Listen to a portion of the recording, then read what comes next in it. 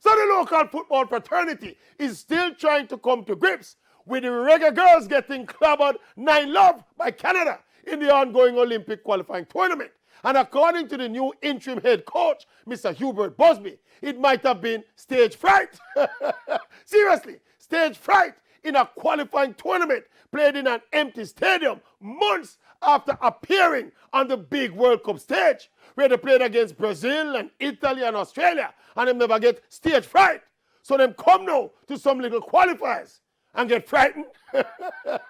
No, sir, Coach Busby. The fact of the matter is that the instability and the bagger argument with the JFF over money and the chopping and changing of the members of the original coaching staff, those were all parts of the recipe for disaster.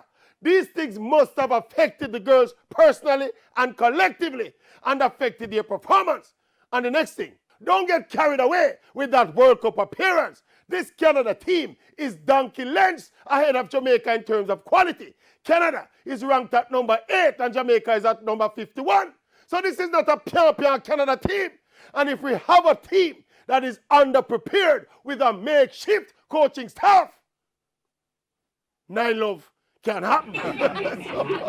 So between the JFF and the sponsors of the team, who decide what to want. Do you want to continue to move the women's program forward? Or do you want the program go back at square one? Because right now, it's about a square 1.5, a head back towards square one.